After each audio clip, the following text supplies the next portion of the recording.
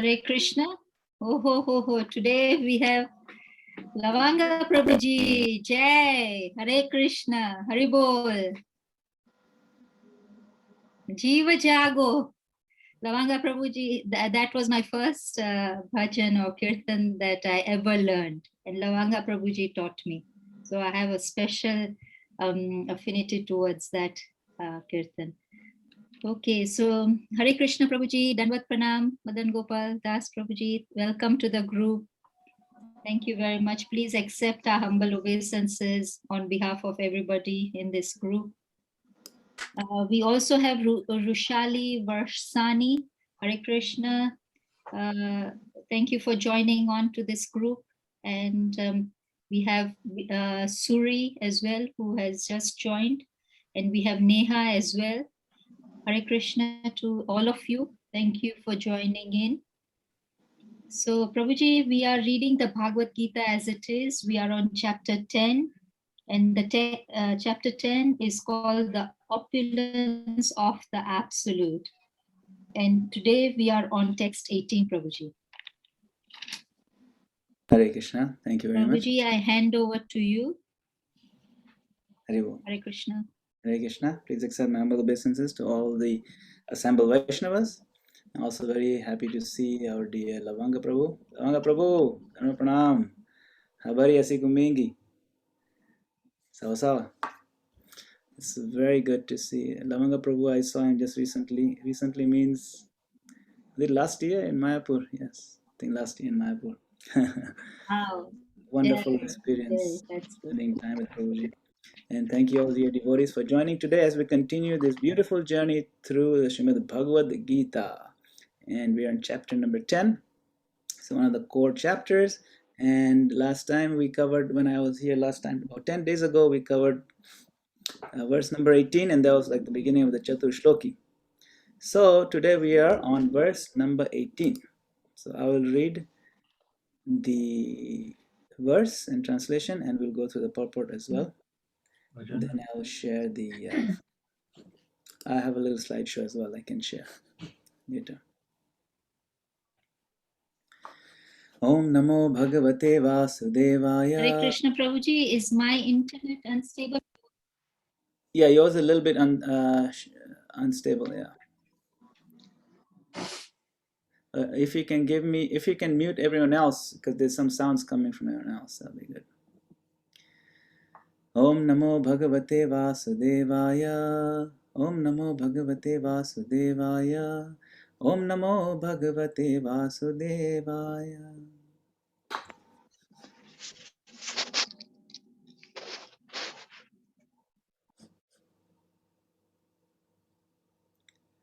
Bhagavad Gita chapter 10 verse number 18.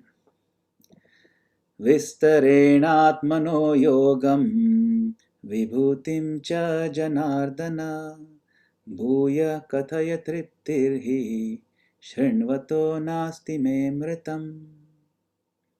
Translation and purport by His Divine Grace A.C. Bhaktivedanta Swami Srila Prabhupada. Srila Prabhupada ki jai.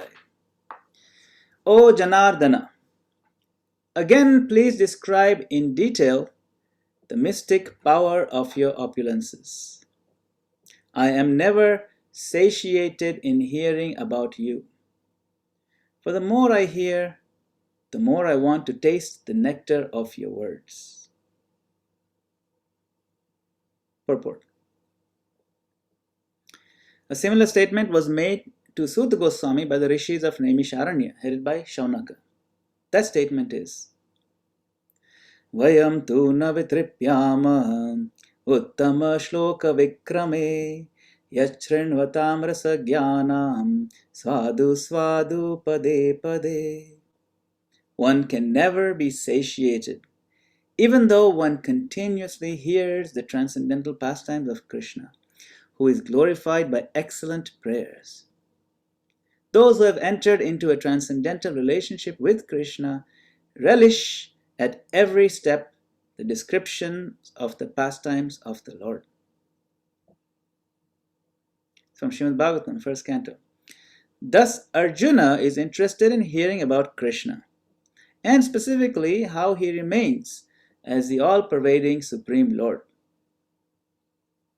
Now, as far as Amritam, nectar, is concerned, any narration or statement concerning Krishna is just like nectar. And this nectar can be perceived by practical experience. Modern stories, fiction, and histories are different from the transcendental pastimes of the Lord, in that one will tire of hearing mundane stories, but one never tires of hearing about Krishna. It is for this reason only that the history of the whole universe is replete with references to the pastimes of the incarnations of Godhead. The Puranas are histories of bygone ages that relate the pastimes of the various incarnations of the Lord. In this way, the reading matter remains forever fresh despite repeated readings. Mama Jnanatimirandasya Jnananjana Chakshamitam Yena Tasmai Shri Guru Namaha. So, I would like to take us back to the beginning of chapter 10 and come to this point so that we have some reference and background of how we got here and why Arjuna is asking this question. Okay. So the beginning of chapter 10, Arjuna is basically, he wants more details. So he says, I am still not sure I understand what you said about you being the origin of everything, yet beyond everything. And Krishna says, Arjuna, you are so dear to me. I only desire your well-being. So I will again explain those supreme secrets about me. Arjuna says, I'm sorry to make you repeat yourself. And Krishna says, no. Everyone has a hard time understanding, comprehending what I'm trying to explain. It's not just you. Even the gods and the greatest sages don't understand my origin. All these demigods, it's hard for them. They don't understand. After all, I am their origin. I am the origin of them. And then Arjuna asks the classic question. You are the origin of everything, but what is your origin? Some people ask, who made God? Right? There's that video which Prabhupada and one of those people, one of the poets, Britishers, I think he was asking Srila Prabhupada, who made God? God made everything else, but who made God? Who is the origin of Krishna? And Krishna says, I am the origin without origin. The buck stops here. There's nothing beyond. The supreme proprietor of everything. If anyone understands this, they are liberated from all confusions and misfortunes, even if they are the most ordinary mortal. So that's an important point. If you really come to understand very clearly that everything is sourced from Krishna and Krishna doesn't have a source. He is the ultimate source. He is the only one who is Swarat, independent. Everything else, all of existence depends on Krishna. Krishna depends on no one. Even if ordinary people, those of us who are conditioned like us in this world, we just come understand this simple concept. It is Krishna who is origin without origin. Ishvara Parama Krishna Sachidanand Vigraha Anadir Adir Govinda. If you just understand that one point, then we'll be liberated from all confusions and all misfortunes. But Arjuna asks, it is actually difficult to comprehend a self-originating entity, because everything in our experience we know has a source, a cause, a beginning. It is very hard for us to fathom, to grasp even the concept that they can exist, a being who is self-originating, who doesn't have an origin. And Krishna says, yes, the origin, me, is beyond the limits of its emanations, which is you all. So I am beyond every tool you might use to try to comprehend me. See, I am the origin of everything, including your intelligence, your tools, your mechanisms, your calculations. I am beyond those. Therefore, you cannot comprehend me. And then what about the tools of knowledge and science then? Krishna clarifies. Intelligence, knowledge, certainty, forbearance, realism, restraint, equipoise, existence, non-existence, and their associated fear and fearlessness. I am above and beyond all of them. You see, so basically Krishna is answering that question again from different angles. How he is the origin of everything, but it's impossible for us to understand him through these various mechanisms. See, sometimes when you read Bhagavad Gita, each verse seems like independent and separate point, disconnected from the previous verse. That's why I like to do this sort of overview where we can see how they're connected, you see. Why does Krishna give this list? He's saying, you use all these mechanisms, you will not be able to understand my originless nature because I am beyond even these aspects. That's why he makes this list. Now, what about mystical tools of understanding? And then Krishna he lists those as well. Non-violence, non-discrimination, these are like saintly qualities, progressive qualities. Can he be understood through those? He says no. Non-violence, non-discrimination, desirelessness, austerity, charity, fame, or infamy, any of these very powerful things. I am above and beyond all these as well. So even success in all these will not give you the ability to understand me fully. You cannot. So then Arjuna asks, you said that you are the origin of all these sages and these demigods, but some say the sages come from Aditi, who come from Lord Brahma. And then Krishna explains, look, Brahma is born from my thoughts. See, Brahma comes from Lord Vishnu directly. He doesn't even get born through Lakshmi Devi. And then from Brahma's thoughts come these four great sages. You remember these four Kumaras are there. And then there are 7 other rishis, the Sapta rishis, and the forefathers. Even Lord Shiva, you can see here, is coming from Lord Brahma, right? So, ultimately the cause is Krishna, and then Lord Shiva manifests through Lord Brahma like this, from whom everyone else in the world is eventually born. See, the forefathers, the Manus and so on. So I'm ultimately the great-great-grandfather of everybody. So Arjuna says, all right, I accept that you are the cause of everything and everyone, and therefore you're above and beyond any tool of comprehension possessed by your emanations. So how can anyone ever comprehend you? If none of these tools are going to work, then how can we actually understand? How can we come to the point of understanding your beginningless nature, your great nature? It's unfathomable. What is our hope? And then Krishna answers with a beautiful, fantastic answer. Through devotion. You see, through bhakti, devotional service. When you just begin to basically comprehend my mystical nature, just understand, just a beginning. You'll develop a devotional feeling towards me. So sometimes when we come to Krishna consciousness, we don't fully understand Krishna. But we begin to understand, yeah, he's actually quite amazing, very beautiful and attracting in so many ways. And what we read about him gives us a lot of respect, feeling, and attraction. So that's the beginning, right? It's the beginning for most of us. We start based on that. And plus we see other devotees and how they're also very happy in this process. So we are attracted and we start, you see. You will develop a devotional feeling towards me. So we start. And wanting to come closer and unite yourself to me. That is sure and certain. Here is the cause of all causes. Everything comes from him. If you understand this much with your intellect, you will start to feel very deep devotion towards me.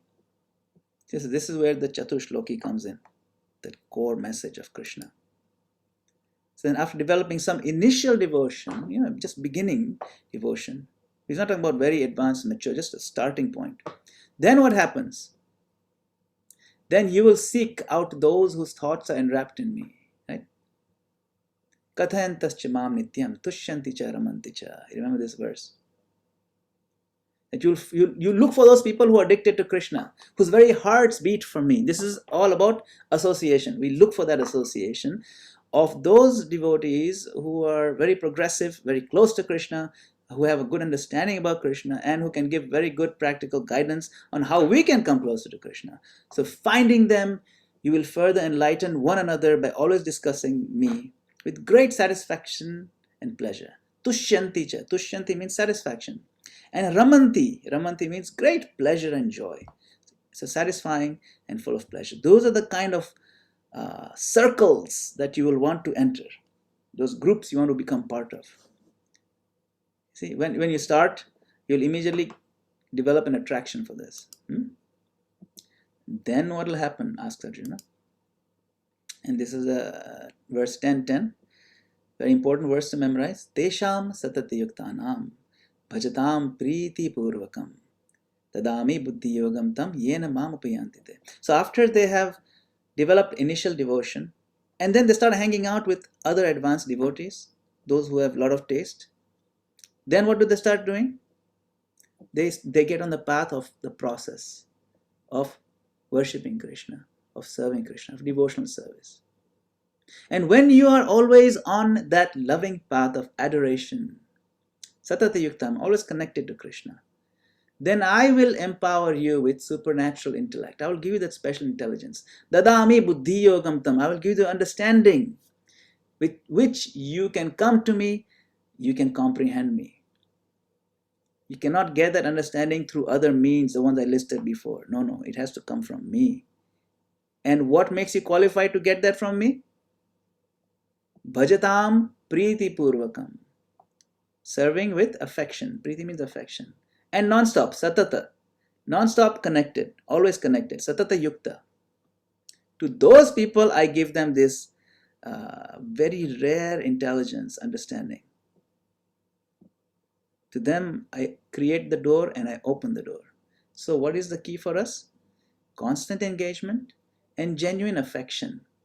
Priti purvakam. Okay, so we got those points in the earlier verses. So then Arjuna says, what about my ignorance? I have so much ignorance. Won't that come in the way? And Krishna says, no. Because once you start that path, I will personally ensure that the dark shadows of your ignorance are dispelled by the brilliant light of knowledge. Jnana deepena bhasvata. Remember that line? Yeah. Verse 11. Then Arjuna makes beautiful praises to Krishna. He is Parabrahma, Paramdhama, Pavitram Paramam Bhavam, Purusham Shashvatam Divyam, Adi Devam Ajam Vibhum. Ahustam Rishaya Sarve, Devarshi Narada Sata, Asita Devalo Vyaso, Swayam Cheva Bhavishime. So he says the Supreme Spirit, these are the prayers that these people offer. You are the Supreme Spirit, the Supreme Being, the Supreme Pure, Eternal Divine Person, the original divinity, unborn and unrivaled. All the sages like divine Narada, Asita, Devala, Vyasa, they describe you like this, Parabrahma, Paramdhama. And now you yourself have explained it to me. That means I got it. It's not just you, everybody's confirmed it in the past, and now you're giving it to me, it's coming straight into my heart. I accept. So Krishna says, do you really believe it? He says, yes, my friend, I know that everything you say to me is the truth. I believe it. Then now Krishna says, okay, are you not disturbed by others who hold a different opinion of me? Maybe others, they have a doubt. It's not Krishna, It could be something else. And Arjuna says, no, certainly not. No one amongst the godly or ungodly can comprehend or understand how you manifest your all-attractive personality. Certainly, only you are capable of understanding your own self. It's impossible for any person to fully understand Krishna. Only you are capable. The ultimate person, the origin of everything, master of everything, divinity of divinity, and husband of the universe. There can be no doubt that only you are qualified to describe your infinite divine qualities. So please describe them to me now. Krishna says, why should I talk more about myself? Because I need to know these things so I can always be enwrapped in thoughts of you, right? You said I should be absorbed in thoughts of you. So if you explain to me, you must explain. So each and everything that I see will remind me of your all-attractive self. So this is the question. From this point onwards, we get quite a lot of detailed answers to this. So he says, Keshu Keshu cha bhaveshu. Which are the different ways I can recognize you, I can see you, and so on. What are the different ways? So that brings us to today's verse. Right? This is basically. So I will certainly tell you about my divine opulences, but since they expand beyond limit, I will only speak of those that are very relevant. Okay, so then he has a whole bunch of verses. I am the soul within everyone's heart. So we'll cover those verses as we move along. But this is very important.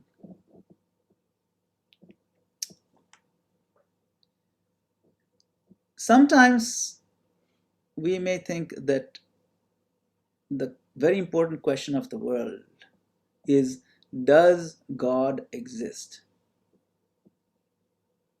That's not a very important question. The real question to ask, is God available? Is God accessible? Is God reachable? That is the real question to ask. Is God recognizable? Because if God is not available, if God is not accessible, if God is not recognizable, not reachable, then God might as well not exist. See, there's no possibility of connecting. Whether it exists or not, it becomes largely irrelevant. So Krishna, of course, he is explained that he is God. He is the origin of everything. So that basic question he answers, and if you fully understand that part, you will need my mercy. To get that mercy, you need to develop your the process. You need to practice the process, find association, strengthen your faith, associate with people who are very satisfied, very jolly in Krishna consciousness, and then you learn from them how you can worship me with affection and constant connection. Satadhyuktanam bhajatam priti purvakam. Once you do all those things, then I will personally give you the understanding, which cannot be got in other ways, other places, other mechanisms. So then Arjuna asks, okay, so the question whether God exists, that's answered. But how do we access him then? Keshu keshu cha bhaveshu. What are the various different ways that I can see you and recognize you? So Krishna is making a very important point. Not only do I exist as God, not only am I supremely powerful, not only am I supremely attractive, but I am immanently accessible. I am universally and all-pervadingly visible and recognizable. And now I'm going to give you the mechanism by which you can recognize me. So Arjuna's point here, you see in the previous verse, is that I need to know these different ways I can see you, so I can always be absorbed in your thoughts. Remember, there are two instructions in scriptures that are the grandparents of all other instructions. Sarve vidhi nishedhyasyur etayor eva kinkara. And all the other do's and don'ts in the scriptures are the servants of these two key instructions. The two key instructions are what? Always remember Krishna, and the second one is never forget him. So now, if I'm doing some absorption in Krishna right now, I'm reading about him, I'm chanting his name, I'm offering some agarbatti, I'm offering some food to him, I am cleaning the pot for Krishna, or I'm sweeping the temple, I'm visiting the temple. In those cases, very easy to focus on Krishna, because Krishna is right there, we're doing it for him, very clear, we're chanting his name, we're singing, and so on. But what about when I'm looking out the window? What about when I'm walking on the road? What about when I am just spacing out, getting distracted by other things? Even in those cases, then Krishna says that I will give you a method with which you can recognize me wherever you look. So you look out in the sky and you see the beautiful sky, or you get lost in thoughts of what's the biggest thing in the world, or the huge mountain, or Himalayas, or who are the most amazing people in history, or what, even looking at our abilities about this, his body is so cool. What about that person? He's so talented, his incredible abilities. And look at the fact that so many people are moving, they're living, the soul is animating their body. You start recognizing these things, but those things that we see should also give us a direct reminder of Krishna. When we see them, when we think about them, when we talk about them. So what Krishna is offering in the rest of this 10th chapter is a mechanism by which we can connect to Krishna directly, remind us, everything has to remind us of Krishna. And therefore, we'll always be following that instruction to never forget Krishna, always remember Krishna. So to follow those two instructions, this chapter 10 helps us greatly, right? So Krishna says, okay, I can't tell you everything because it's unlimited, my opulences.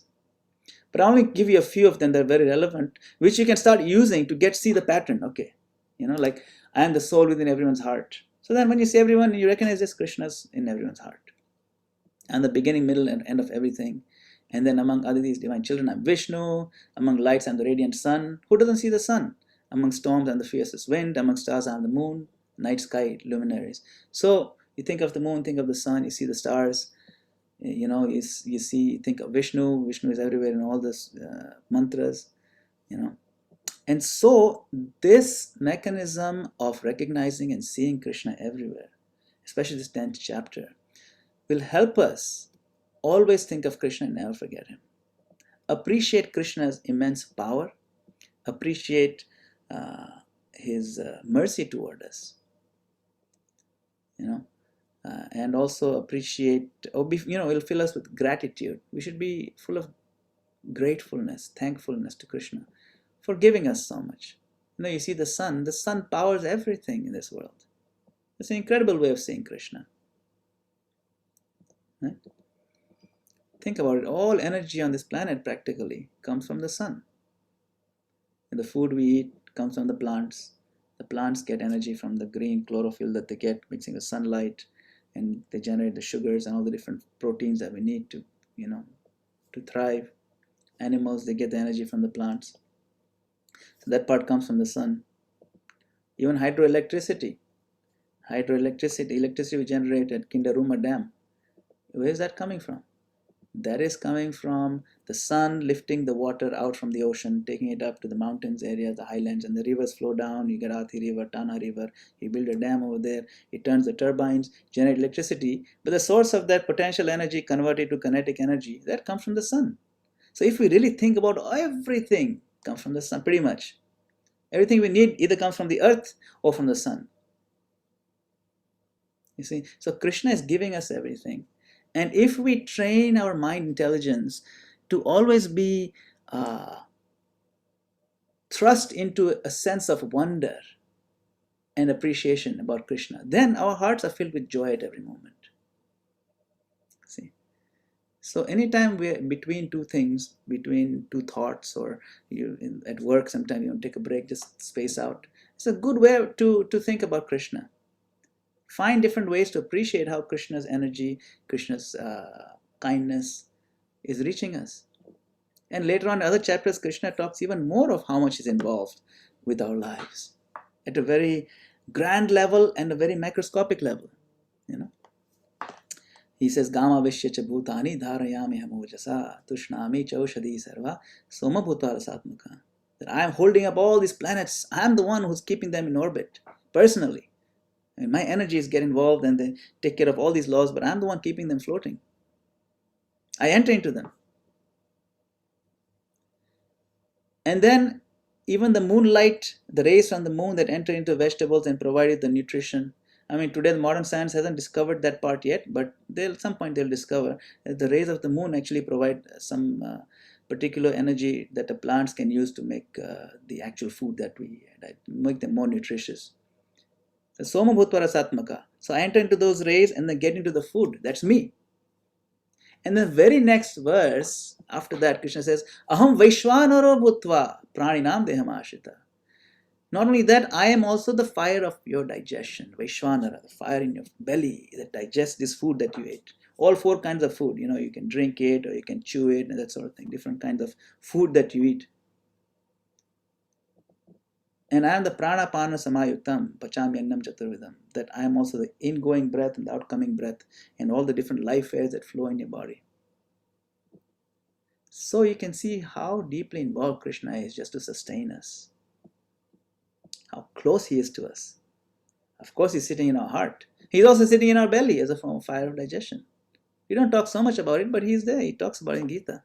He is so involved. And so what Krishna is inviting Arjuna to do in chapter 10, and that's what we should focus on as we read the rest of it, is different ways to remember Krishna, to appreciate him.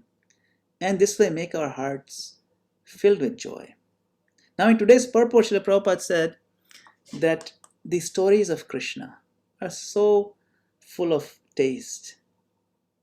And he quotes the verse from Srimad Bhagavatam, Swadu Swadu Pade Pade.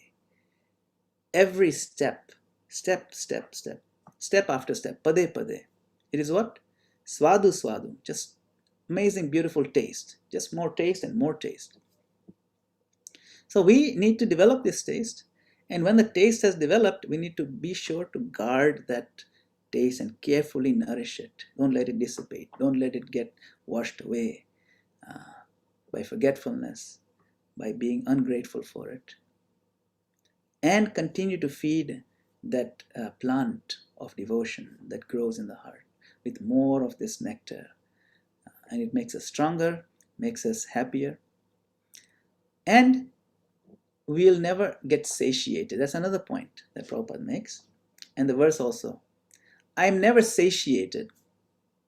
The word is very important. Satiated means that my stomach is full. I'm satiated. I can't eat anymore.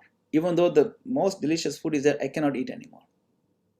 There's a limit to how much we can eat. When we fill up till the neck, then we're satiated.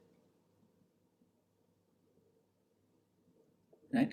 So now one may think, well, why should I get something that I'm not satiated? So there's a key difference between satiated and satisfied. You see, satisfaction and satiation are two different things. In the material world, on the material platform, on the material level of consciousness, when we try to enjoy something, there is satiation, but there is no satisfaction. Stomach gets filled, but the heart is not satisfied. Something is missing. Why? Because I'm not the body, I'm not matter, I'm the soul. So there's satiation, but there's no satisfaction. In the spiritual plane, in the spiritual world, in a spiritual existence, in spiritual practice, in Krishna consciousness, it's the opposite. There is satisfaction right from the beginning, because now we're finally connected with Krishna. So you feel a great deal of satisfaction. But there is no satiation. Why? Because there's unlimited space to drink more and more nectar. It'll never get filled up. Bottomless pit of the stomach. Can you imagine if you had so much huge buffet and you wanted to enjoy it all and you knew that stomach is bottomless? You can go on eating, you'll never get fat, you'll never get sick, you'll never get filled up. That is called, but you're enjoying it so much, it gives you great satisfaction every moment. Yeah, that is called satisfaction and no satiation. You can never get satiated. You'll always remain hungry for it, no matter how much you drink this nectar. That is the difference. And that is really what we want, isn't it? That is what Krishna consciousness offers. It offers us unlimited satisfaction from day one and the amazing quality of being not satiated. So if you read the purport again, if you read the verses, the words of Arjuna again, he beautifully describes that. So, thank you very much for your time. Until now, we can pause here and we can do some more discussion or questions or comments. We can have a little bit of bodhayanta parasparam tushyanti cha ramanti cha. Hare Krishna, Prabhuji, thank you very much. I think science has already established that moonlight is important for plants. The leaf grows better when there is moonlight, and when as the light decreases, the roots get developed. So the potatoes and the sweet potatoes and all the tubers develop when there is decreasing light. So with the moonlight, yeah, that's amazing. So yeah, it's awesome that science has caught up with the Gita. Because sometimes it's nice to hear that. Behind, yeah. Yes. Yeah, these kind of confirmations actually increase our faith and show how much infinite knowledge that it can be confirmed. If we study the world closely enough, it'll confirm everything in the scriptures. That strengthens our faith, definitely. So it's always good to know that. Thank you, Mataji, for sharing. Thank you. We are now open to questions and comments. Anybody has a question or comment? Yes, Prahlad. Kindly unmute. Yes, Prabhu, I was just thinking when you had sort of interpreted, how we must, sort of look at our devotional life as a tree or a plant that we must, continuously water. Yes. Yeah. That analogy is, of course, given by our acharyas, right? The what is it called? The bhakti lata beach, the seed, and then the bhakti lata is the creeper that grows. So that analogy is given by our acharyas, and it's a very powerful analogy because we can take it the discussion in many directions. We have to make sure we water it, we make sure we feed it properly, and also we make sure if there are any weeds in the area, we have to pull them out. We don't pull out the main plant by mistake and water the weeds. I mean, there's all these analogies that come from it.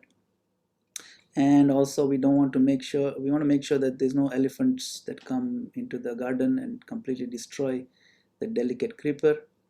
The elephant means, the analogy of elephant is developing an offensive mentality towards devotees that can destroy our delicate creeper. So yeah, it's a beautiful analogy given by the Goswamis and by Mahaprabhu.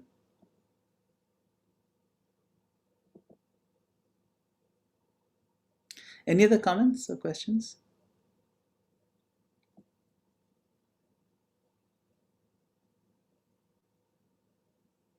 Hare Krishna, Prabhuji. Hare Krishna, Father. Prabhuji, Hare Krishna. Yes, Prabhuji, it is a very nice, wonderful class also. And when we know about the opulence of Krishna, automatically we can feel how the greatness of Krishna, how he is so power, the great everything. He is eminence for everything. But the thing is that sometimes we hear also Prabhupada quote here, who is glorified by excellent players. Also, Krishna is told Uttama Shloka. So why Krishna, if he is fully satisfied and he have no desire for anything, why he is supposed to be very keen to praise by his devotee? Is not means a good sign? Yeah, it's a good question. Krishna, if he's God and he's fully self-satisfied, then why does he need to look for praise? Is his greed for praise similar to my greed for praise? Must be, because when people talk nice about me, I feel so good. In fact, if you give me a good compliment, I don't even need to eat for 2-3 months. Yeah, I can live on compliments only. The compliments are very powerful. It's awesome. You don't give me food, give me compliments. It's okay. Food I'll find somewhere else. So yeah, definitely a good question. So Krishna is like the mirror. Okay. And so we have the mirror, and I'm decorating myself. It looks like something's happening with the mirror, but the mirror just reflects my decorations. You see. So similarly, when we glorify Krishna, it's not that Krishna needs those glorifications, but when we glorify the Lord, it gives us a lot of pleasure. It feeds our soul. It it strengthens our relationship with Krishna. That is why. So Krishna asking us to glorify me, asking us, you should glorify me. This is an opportunity he's giving for us to join the circle of Atmaram. So we can also then become self-satisfied. How?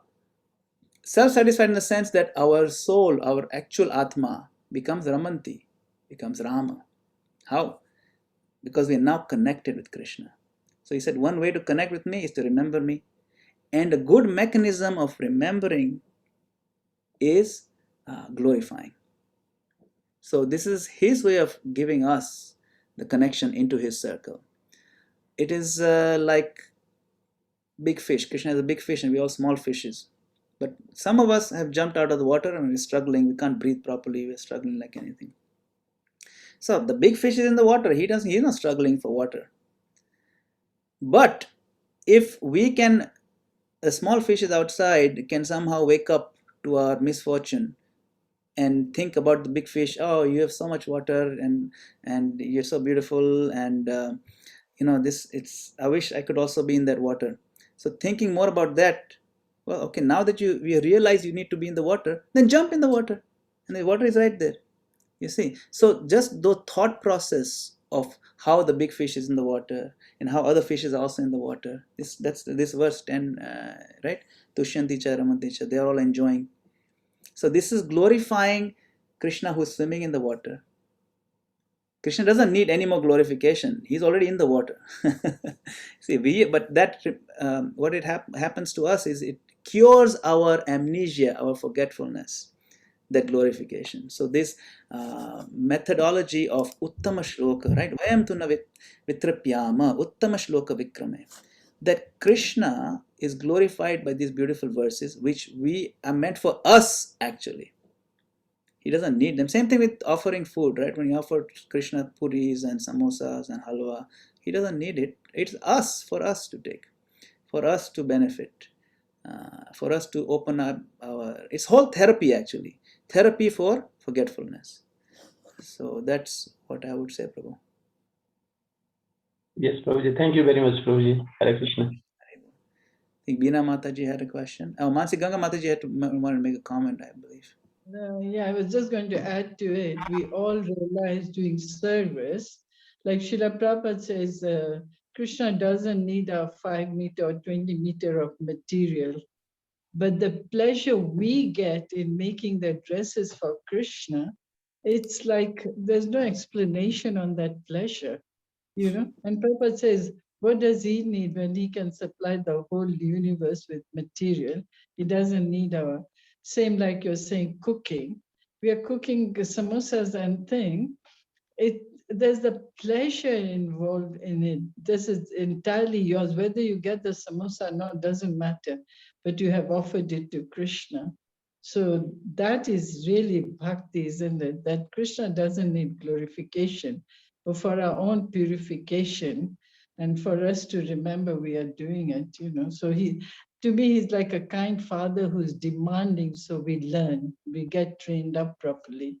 Yeah. I remember once, I have a son also. When he was very small, I bought him a bag of sweets, some nice sweets, from the store. And I gave it to him. And he opened the bag. And then his mom told him, hey, actually your daddy also likes these sweets. So then she reminded him, Mother, why don't you go and give the first sweet to your father? So then he came. He was only maybe 4 or 5 years old. He opened the bag. Daddy, here. Now imagine, my heart completely melted. I'm already loving him. We already have this relationship. But this is a way to express so much love. The source of the food is Krishna. Right? He's our father. But imagine how much our heart will melt when our first offering we give to him. That is the proper way. This is not that he needs it. We first of all need it. But this is a mechanism to express love and to strengthen our relationship. This is what life is about. Life is not about food. Life is not about shelter, water. It's about love.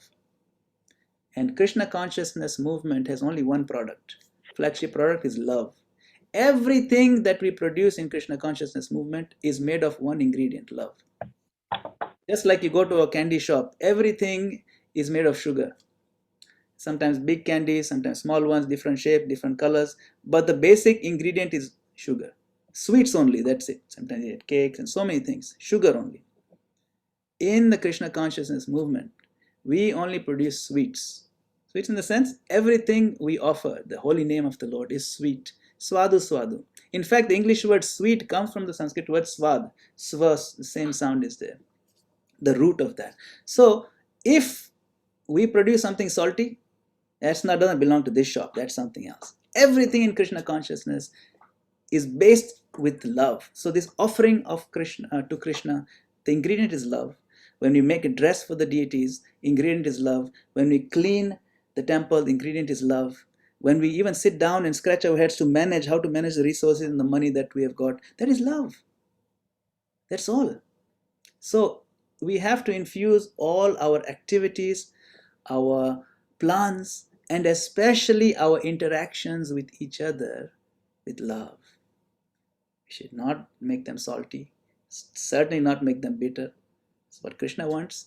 And this is what attracts outsiders the most. I've never felt so much love anywhere in my life except over here. I remember when I started coming to the Nairobi temple, and Mansinganga Mataji she used to, okay, what do you want today? We have this prasadam. So this is like, I've never felt, she doesn't even know me, but she wants to give me something so valuable. This is a devotee. So I felt, wow, this is a place I want to spend more time, to find more devotees like this. And thankfully, by Krishna's mercy, I met so many other devotees who also showed me love. And so now our responsibility is to do the same thing. Yeah. Thank you, Mataji. Thank you, Prabhuji. I know Beena Mataji has a question, but I just want you to acknowledge the presence of Juja Center, which is Haribol. newborn, and they've put their videos on, but internet might not support. So I just want you to put your drishti on them and shower a lot of love to these young kids. They are following us. Eldoret was a young baby, but now we have a younger brother. So I'm really grateful that they have been able to join. Thank you very much, Juja Center. Let Beena Mataji ask a question, and then please ask your question or comment. Beena Yeah, Mataji. thank you, Juja Center, by the way. I've been seeing some of your videos. Govinda Prem Prabhu has been sharing some of the Kirtan videos from the Juja Center. And it gave me great satisfaction and joy to see how much intense love there is in the place, and so much joy and devotion, even if in a small space, but so much, it's really wonderful. So my obeisances to all the devotees in Juja. Haribol. Yes, thank you. Bina Mataji, yes, you had a question. Hare Krishna Prabhu, thank you so much for a lovely discourse. I really enjoyed it. Prabhu, I just wanted to ask, as we take like small steps in our devotional service, in our bhakti, how are we supposed to feel, or how do we know that Krishna, Bhagavan Krishna is reciprocating? Are we doing the right thing in our bhakti? How are we supposed to feel to know, that Krishna is happy with our bhakti? Sure. So,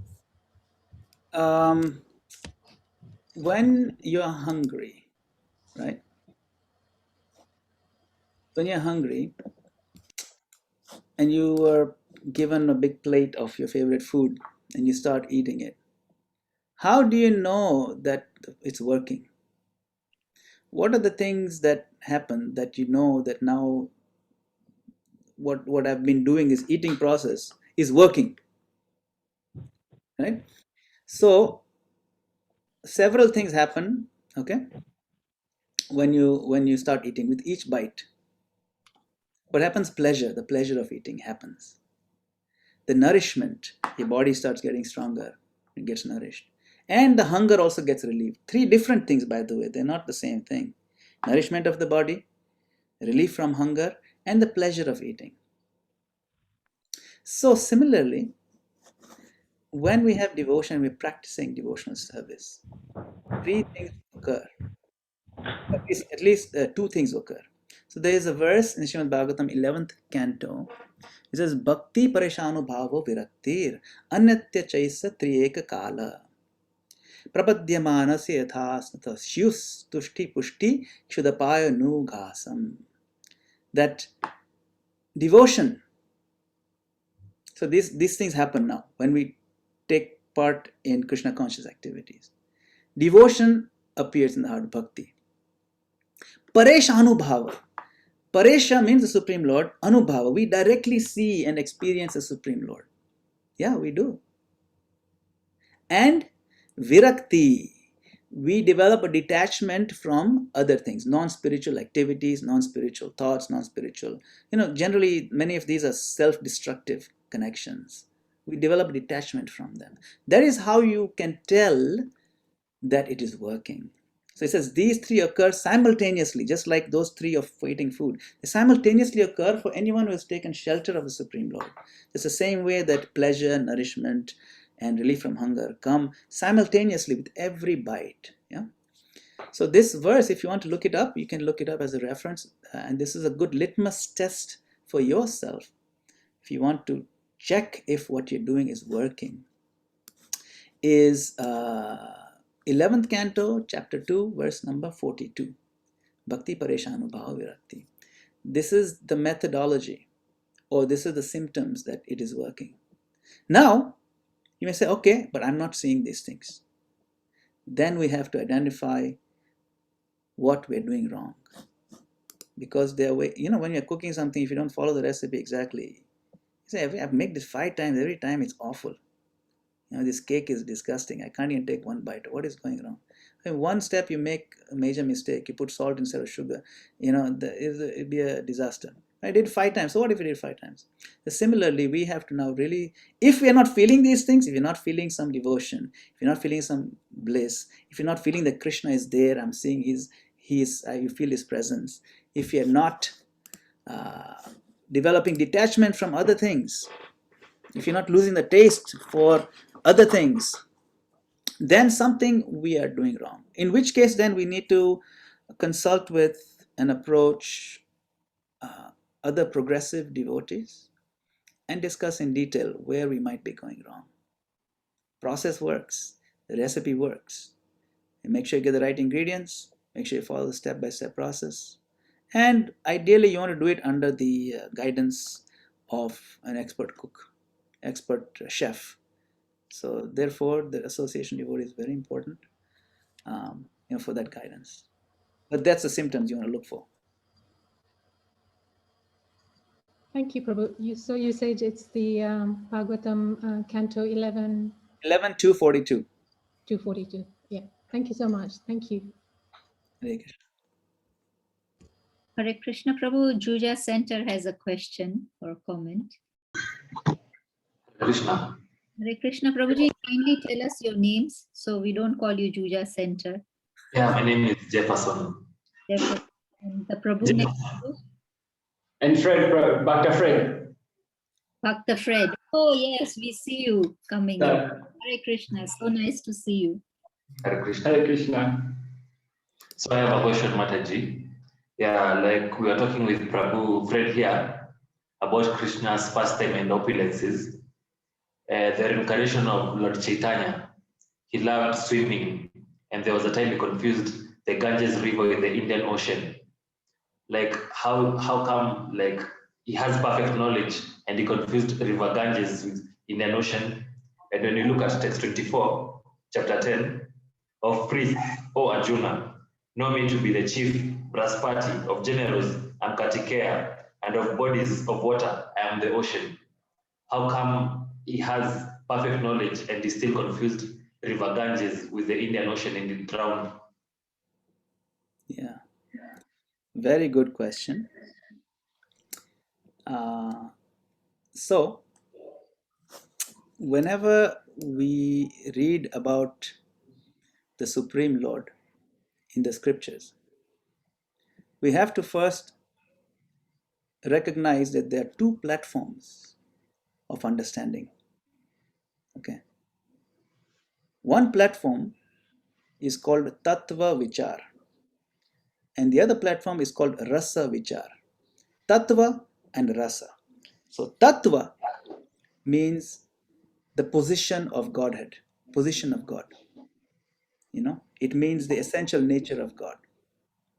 So God is all perfect, all recognizing, all knowing, all intelligent, all powerful, all beautiful, and he has all these in fullness. There's no question of him making a mistake, never, right? If he has all these qualities. Good. That is called Tattva Vichar.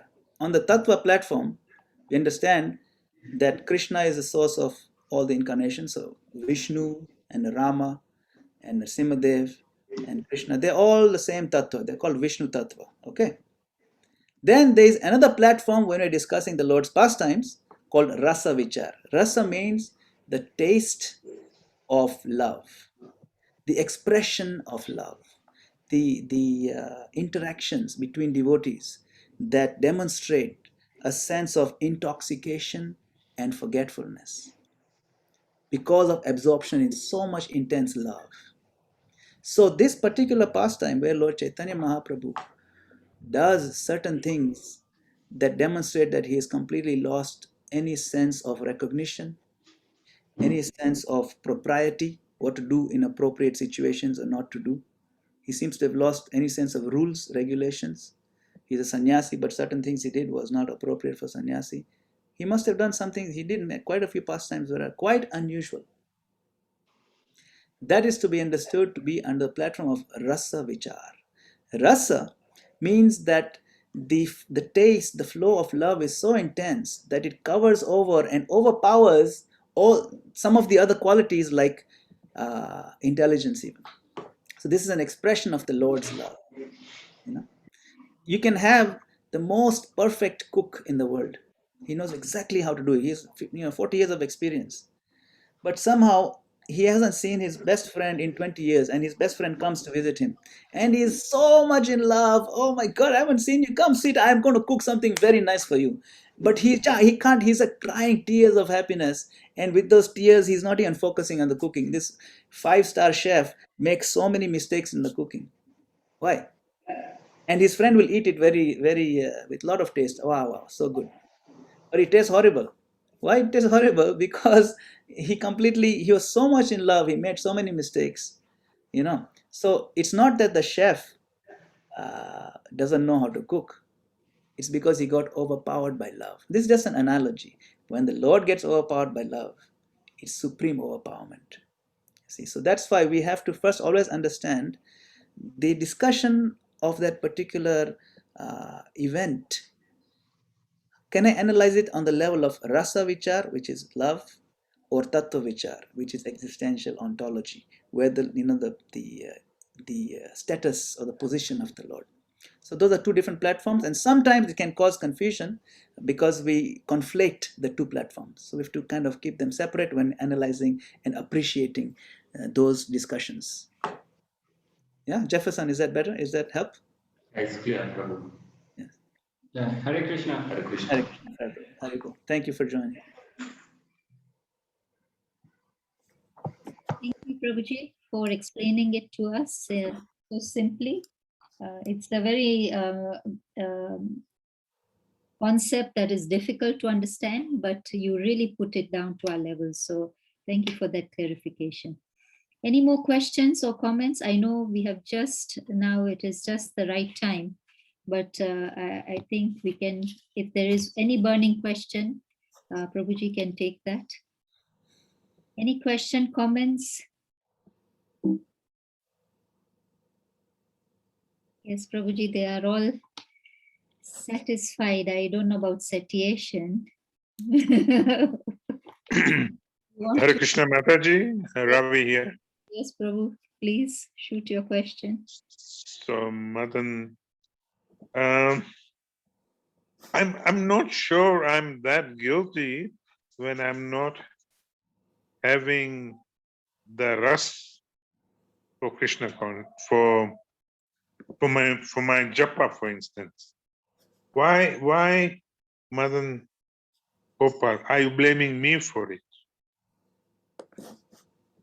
Why is it always our fault? Which is what you seem to be implying. That if you follow the process and if it doesn't work for you, that means you are at fault. Yes. I'm not convinced. I'm not convinced. The question is, no, I never said if you follow the process, then you're at fault. I said if you don't follow the process properly, then you're at fault. The process is not the issue, it's the way we follow it. If you follow the process, 100% guarantee you will get the result. No doubt about it. You see.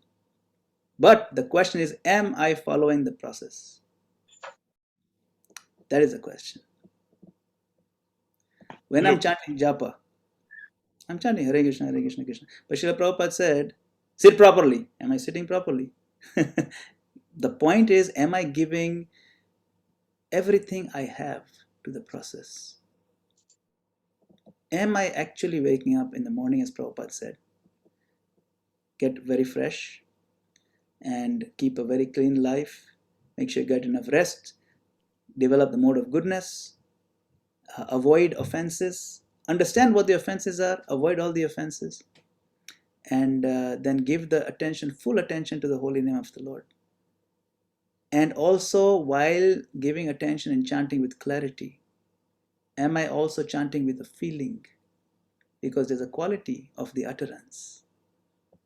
If you read prayers of Queen Kunti in the 8th chapter of the 1st canto, one of the purports There's a verse, Janma Ishware Shutashi, Vi Edamana Madapaman, Naiva Hartya Vidatum, Ve Tuama Kinchana Gocharam. In that purport, Prabhupada said everyone can chant Hare Krishna, but there is a quality to the utterance. There is a flow of feeling. Am I bringing that feeling to the table? If I'm doing all these things, 100% guaranteed, I will feel the joy, I will feel the taste. But if I'm not doing all of them, then I cannot demand. So, you see, Krishna says, Ye yatha mam prapadyante tam sathaiva bhajamyam. To the degree you approach me and you surrender to me, to that degree I'll reciprocate. To the degree you give me attention, to that degree I'll give you back attention. It's very fair. So the process works. Question always to ask is, where am I going wrong in the process? So our initial faith has to be the process works. Now, there are two ways to go down this path. One way is to recognize, the positive way is to recognize that yes, these things have all these rules, regulations, or rules and recommendations to do it. I can't do all of them. But those who can do them, awesome, great. One day I hope to reach that point. That is a positive way. The other way to look at it is being resentful of the principle. This system itself is problematic. I'm following, nothing is happening. No. Resentful of the principle of following all these steps. If we cut corners, if we think we can get away with shortcuts and still expect the same result, then we get frustrated, it is again our fault. So my point I'm trying to make is a process is bulletproof, is replicatable, it is a science. Science meaning it is democratic, it is open to everybody. And it is replicatable. Everybody, if you follow the process, you will 100% get the result. It's like chemistry. But if you're sloppy with the instructions and try to cut corners, the colors won't change according to the test tubes if you don't follow it properly. So 100% it will work. But your question always to ask is, where am I missing? What I'm definitely tripping up somewhere. That is a question to ask. Japa works.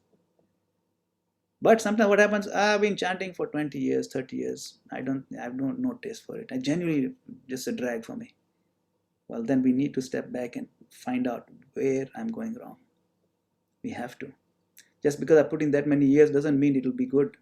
In fact, sometimes it's make it worse because now I'm reinforcing bad habits over many years. And it's hard to undo those bad habits. Therefore, it's very important to give everything we have to the japa process. Full attention, full focus, even posture, body language, everything counts. If we give everything we have, Krishna gave everything he has. It works. You just need to talk to devotees who can testify. It definitely works. And if it doesn't work, we just need to find out where we're going wrong. It's always our fault. It sounds very awful, but it's always our fault. Why? Because Krishna is perfect. We are the ones who have made the mistake. Yeah. Sorry, it's a little heavy, Avinash. Sorry. Ravi Prabhu. Ravi Prabhu, yes. I thought Avinash Prabhu also had a question. But Ravi Prabhu, if you want to share some other thoughts, this is a heavy discussion actually. Please share. Thank you. I think that's enough weight for me today. Okay. Thank you for putting it straight. Yeah, sometimes we have to be blunt, Yeah. Yeah. It's okay. Thank you. Thank you very much. Avinash Prabhuji has a question or a comment. Prabhu? Prabhuji, you are not audible. Sorry, can you hear me now? Yes. Okay. I just wanted to ask about this, how you can measure your progress. And the point Ravi Prabhu made, and I just wanted to ask, the stages of bhakti, where they say the anartha nivritti stage is the longest stage sometimes for some. So I just wanted to know, how does this fit in the anartha nivritti stage of bhakti? Yeah, in fact, that's correct. That is the most difficult stage. Anartha nivritti means the removal of unwanted things, unwanted qualities, unwanted practices and behaviors. Anartha, artha means profitable, money actually. Something is profitable, and anartha means not profitable. It creates a loss for you. So anartha nivritti means removal of those thorns or weeds that slow down our process. And usually those are the most difficult things to give up.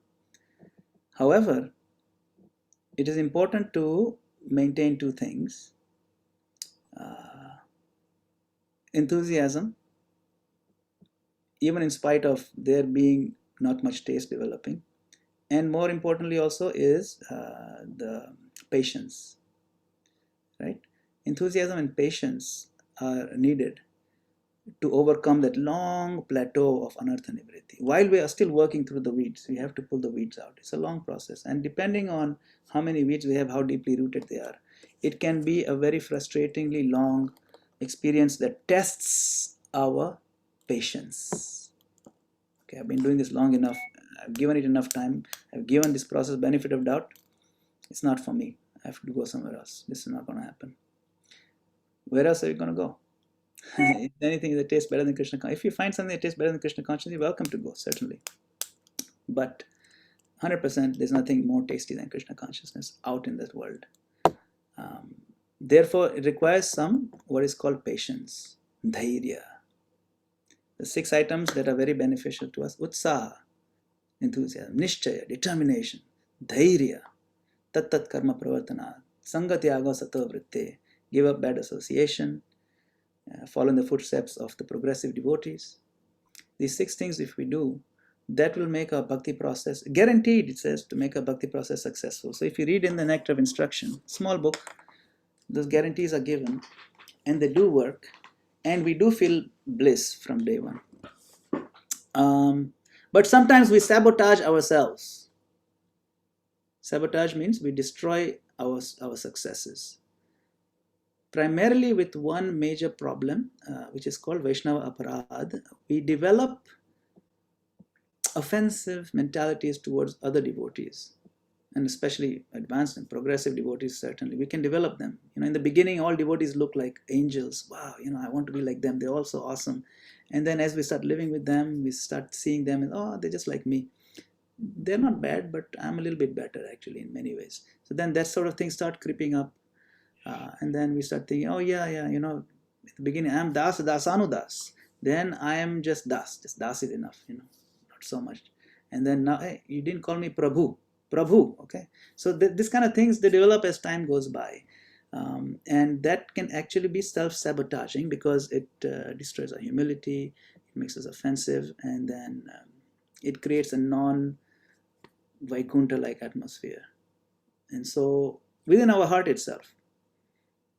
And so these are, our acharyas have given tons of details on how these things work.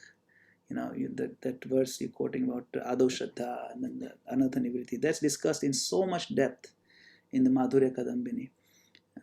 And then Bhaktivinoda Thakur gives tremendous depth on top of that. So certainly if we read these commentaries of acharyas, we read Srila Prabhupada's books, it's all in Prabhupada's books, all these points. We read them very deeply, we dive very deep into the purports. Certainly it'll help us identify where we are going wrong. It's a long process. We have put ourselves in quite a pickle, actually, very complicated, deep pickle in this world. And to undo that is another big project. So we have to just take it with a level of humility, but at the same time enthusiasm, determination, and patience. I'm not making any of these up. I'm just repeating the exact words from these Nectar of Instruction.